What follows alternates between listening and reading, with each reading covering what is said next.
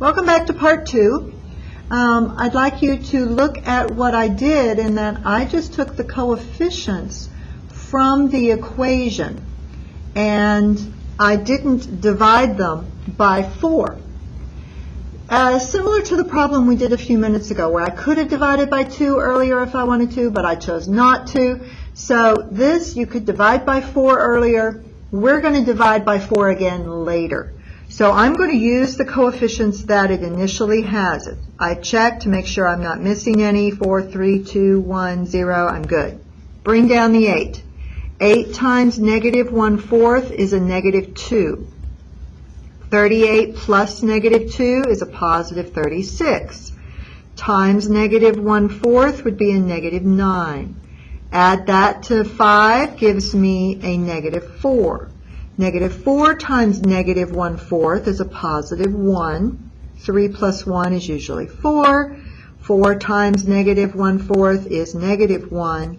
My remainder is 2.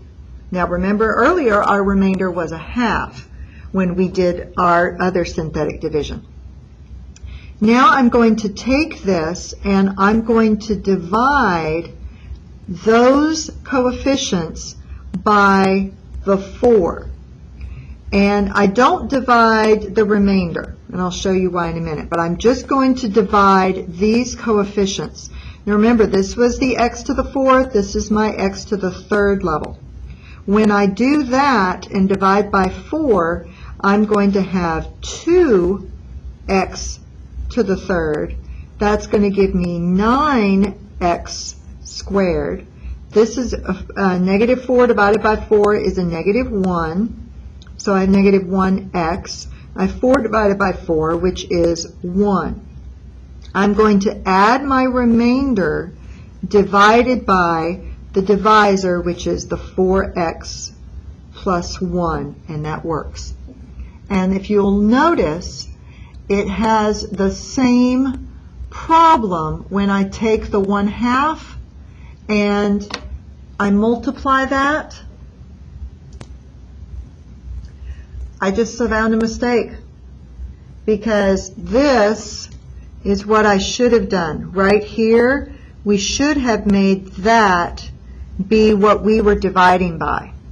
Now over here, I divided by 4x plus 1. Here, because I didn't divide that again by 4, here I had already divided, so I have to use the 1/2. I have to use this divisor. I have to use the x plus 1/4. Well, that looks messy. That is actually equal to the answer we have. It's just in a different form. If I multiply both numerator and denominator by 4 over 4, which is 1, then I get 1/2 times 4, which is 2, and I get x times 4 and 1/4 times 4. There's my answer. I'm going to go back and erase this because it's wrong. Okay, and I'll rewrite that to be, see, another good reason to use pencil, x plus 1/4. Okay, it will give you the same answer, which is ideally the way you want it to work out.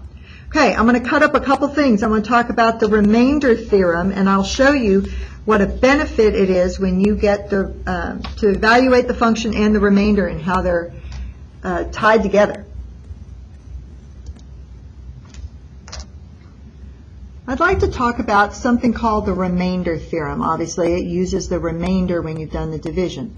And if you have a polynomial and you have divided it by a factor of x minus some value, some number c, the remainder of that division is the function at that value, which is kind of a cool tool. There will be times when we only need the remainder. There will be times where we want the quotient and we totally ignore the remainder. So this gives you a nice quick way to see if something is divisible and it is a 0. You already know this. But if you look back, let's say example 2. Let me go back there real quick. And this was the example that we did right here. And we checked to see if it was divisible by x minus 6 and x minus 3. You know that when we did the synthetic division, we got 0, says that those are factors. Well, the remainder theorem comes out and says, okay, that's fine. If you want, if you divide by x minus 6, that factor. That's what the remainder theorem is saying, that your value, the remainder, will be the function at 6. Okay? We know it's a 0. We know that that value should be 0. That's because it should cross. If x is 6, all right, we should get a 0. Let's see. If we go to the function, I've put that in the calculator, and if I go to the table, when x is 6, the function is 0. I have a 0 at 6, 0. That's the function value. Do you remember on number 2, also 3 worked? Look at 3. It's also the function value is 0. Let's test another one. If we divide by x minus 2, the function value at 2, let's look to see what that would be. We evaluate it at 2. Oh, it's 40. Well, that means if we were to do synthetic division with that polynomial and 2, we would have a remainder of 40.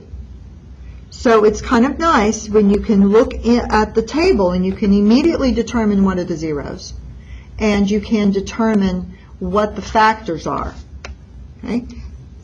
Likewise, you have something called the factor theorem. The factor theorem states that if you have a function value that is evaluated and the function value is 0, then x minus c is a factor of the polynomial. It's the reverse. Let's do this. I would like you to determine if this given binomial is a factor of f of x, this equation, this polynomial. And if it is, I want the factored form. So I want you to tell me if both of these are factors of that equation. So what I'm going to do is I'm going to put that in the calculator and I'm going to evaluate it. So I'm going to ask, is 4x minus 1 a factor? If so, by this factor theorem, I would know that the function value at 1/4, right, because I would solve that 1/4, would equal, I need to determine that. So I've put the equation into the calculator. I'm going to go to the table, and the table always by default will go by ones. I want it to evaluate it at 1/4. Remember right here the table set? So I'm going to change that, my window, use that window button, and I want it to start at 1/4. And I go back to the table, and look there. It is a 0. So the function value is 0. So that means, yes, it's a factor. Okay, let's try the other one. X minus 6 a factor. So I need to evaluate the function at 6. Okay, go back, change my table, 6. No, that would be 3,036. So that is way too high. All right, so that is not a factor. Now it asked me to give the factored form right here, if I find one that works. So I know that the 1/4 works, so let's go ahead and try that. That means I know that 4x minus 1 is one of the factors times something is going to give me the factored form for that function. And I have tools now, I have choices. You can either do long division with this if you prefer, and I do have some that prefer that, or we can do the synthetic. I'm going to do the synthetic with the fraction again just to practice it. I'm going to put 1/4. I'm going to take the coefficients from the equation, make sure I'm not missing anything. So I've got a 4, I've got a negative 1, I have a negative 36, I have a negative 111, and I have 30.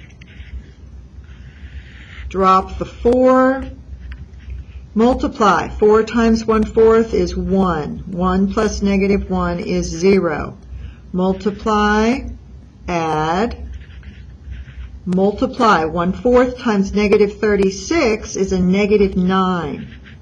This sum is negative 120, and when I multiply 1/4 times negative 120, that gives me a negative 30, which in fact does give me 0. I knew it was going to be 0 or I goofed, right? Because I know the function value at 1/4 is 0. Now I'm going to take this and I have to divide that by 4, remember? Because I'm using this fraction value. So if I divide that by 4, I just have 1, and this is the x cubed level. This was x to the 4th. I have 1x cubed, and I have negative, I divide that by 4, I'm going to have a negative 9x, because there's no x squared term. This was x cubed, this is x squared, so I'm going to jump to my x term, and negative 120 divided by 4 is 30, negative 30. That becomes my additional factor, 4x minus 1. That would be my answer in factored form. Now, the next lesson that we do in section 2.4 will give you again more tools on how to determine if certain values are zeros or how to even just come up with the zeros. All right, I will see you then.